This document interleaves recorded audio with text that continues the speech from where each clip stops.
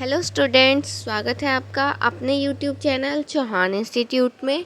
आज हम करने वाले हैं क्रॉस इलास्टिसिटी ऑफ डिमांड, जो कि हमारा इलास्टिसिटी ऑफ डिमांड का थर्ड टॉपिक। और ये बहुत छोटा सा टॉपिक है, हम जल्दी से इसको कवर कर लेते हैं। तो क्रॉस इलास्टिसिटी ऑफ डिमांड, देखो अभी तक हमने क्या पढ़ा है? Price elasticity of demand, income elasticity of demand, है ना। प्राइस इलास्टिसिटी में हम बात कर रहे थे डिमांड और प्राइस की, और इनकम इलास्टिसिटी में हम बात कर रहे थे इनकम और डिमांड की। तो क्रॉस इलास्टिसिटी का क्या मतलब है? इसमें किसकी बात करेंगे हम? इसमें हम बात करेंगे दो गुड्स की, जिसमें एक की डिमांड की और दूसरे की प्राइस की। ये बिल्कुल वैसे ही हो गया जैसे मैंने आपको पढ़ाया था। टू टाइप्स ऑफ गुड्स होते हैं, सब्स्टिट्यूट गुड्स और कॉम्प्लीमेंट्री गुड्स, है ना। सब्स्टिट्यूट गुड्स कौन से थे? सब्स्टिट्यूट गुड्स वो वाले गुड्स थे जो एक दूसरे के प्लेस पर यूज़ किए जा सकते हैं, सब्स्टिट्यूट किए जा सकते हैं। जैसे कि टी एंड कॉफ़ी, टी के प्राइस ज़्यादा है तो कॉफ़ी यूज़ कर लो, कॉफ़ी के प्राइस ज़्यादा है तो टी यूज़ कर लो। सेम ऐसे ही कॉम्प्लीमेंट्री गुड्स कौन से थे? जो जिनकी साथ में डिमांड जो थी, साथ में डिमांड होती थी। जैसे कि अगर पेन के प्राइस ज़्यादा है तो इंक की डिमांड बिल्कुल कम हो जाएगी, क्योंकि इंक का कोई मतलब ही नहीं। अगर हम पेन ही नहीं खरीद पा रहे हैं तो हम इंक की डिमांड करके क्या करेंगे? तो जिनकी साथ में डिमांड की जाती है वो हमारे कॉम्प्लीमेंट्री गुड्स होते हैं। तो अब हम क्रॉस इलास्टिसिटी ऑफ डिमांड में ये देखेंगे कि एक के प्राइस पर इफ़ेक्ट होने से दूसरे की डिमांड पर कितना इफ़ेक्ट आता है, उसका मेज़रमेंट हम जो करेंगे वो क्रॉस इलास्टिसिटी में करेंगे। आई होप आपको क्रॉस इलास्टिसिटी का मतलब क्लियर हो गया होगा, मीनिंग क्लियर हो गया होगा। अब हम पढ़ लेते हैं इसमें इन्होंने क्या लिखा हुआ है डेफिनेशन में। डेफिनेशन में वो लिखा हुआ है, cross elasticity of demand is a measure of proportionate change in quantity demanded. देखो, proportionate change in quantity demand of good Y, एक गुड की क्वांटिटी डिमांड में चेंज आ रहा है, और proportionate change in price of good X, और दूसरे गुड की जो है प्राइस में चेंज आ रहा है। यही है हमारा क्रॉस इलास्टिसिटी ऑफ डिमांड। ठीक है, आगे चलते हैं। मेजरमेंट कैसे करते हैं हम क्रॉस इलास्टिसिटी का, वो देख लेते हैं। ठीक है, elasticity of cross elasticity of demand का मेजरमेंट होता है percentage change in quantity demanded of good Y. देखो, क्वांटिटी डिमांड तो ऊपर रहता ही रहता है, लेकिन अब किसी भी एक गुड की डिमांड ले लेंगे हम और दूसरे गुड का हम प्राइस ले लेंगे। जो प्राइस है वो हमारा डिनोमिनेटर में रहता है। ठीक है, डिमांड हमेशा न्यूमरेटर में रहती है। फिर वही उन्होंने change in quantity demand upon original quantity demand into 100, इससे हमारा percentage change in quantity demand आ जाएगा, और परसेंटेज चेंज इन प्राइस निकालेंगे हम, चेंज इन प्राइस करके अपॉन में ओरिजिनल प्राइस कर देंगे। ठीक है, तो ये था हमारा मेजरमेंट का फॉर्मूला। इस फॉर्मूले को आपने अच्छे से याद कर लेना है, क्योंकि एग्ज़ाम में कई बार पूछ लेता है। 2 नंबर 2 मार्क्स वाले क्वेश्चन जो आते हैं ना, उसमें भी हमारा पूछ लेता है कई कई बारी।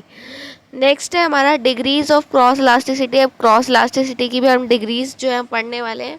इसकी भी 3 टाइप्स ऑफ डिग्रीज होती हैं। देख लेते हैं कौन कौन सी डिग्रीज है हमारी क्रॉस इलास्टिसिटी की। सबसे पहली है हमारी positive cross elasticity. Positive cross elasticity में क्या होगा कि अगर एक के प्राइस बढ़ रहे हैं तो दूसरे की डिमांड बढ़ रही है। अगर एक के प्राइस घट रहे हैं तो दूसरे की डिमांड भी घट रही है।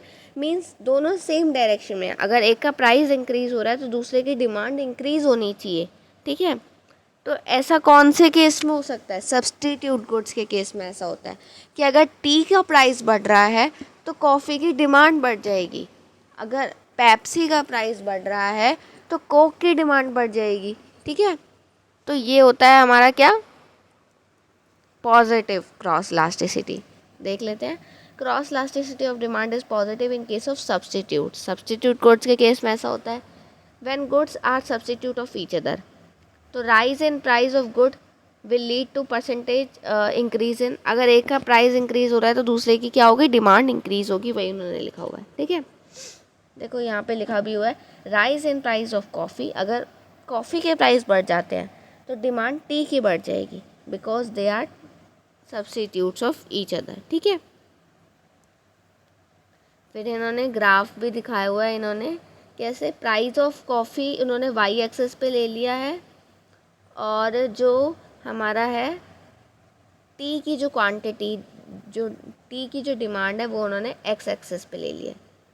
ठीक है, देखो प्राइस पहले इतना था कॉफ़ी का तो टी की डिमांड इतनी थी। जब कॉफ़ी का प्राइस इतना हो गया तो टी की डिमांड इतनी हो गई।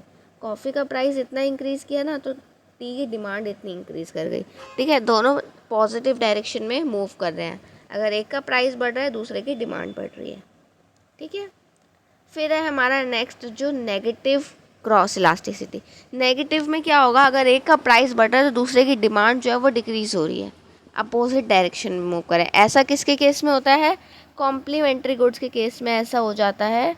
कई बार क्या, हमेशा ही कॉम्प्लीमेंट्री गुड्स में ऐसा होगा कि अगर एक का प्राइस बढ़ रहा है तो दूसरे की डिमांड डिक्रीज़ हो जाएगी। ठीक है, जैसे कि अगर पेन का प्राइस बढ़ जाता है तो इंक की डिमांड कम हो जाएगी। अगर कार का प्राइस इंक्रीज़ हो जाता है तो पेट्रोल की जो डिमांड है वो डिक्रीज़ हो जाएगी ऑटोमेटिकली। तो ये कौन सा है, negative cross elasticity of demand. फिर उसका ग्राफ भी उन्होंने दिया हुआ है। देखो जब प्राइस किसी गुड का ये था, मान लो ये कार का प्राइस है, तो हम पेट्रोल की डिमांड जो है वो ये कर रहे थे। जब कार का प्राइस ये था तो हम पेट्रोल की डिमांड ये कर रहे थे।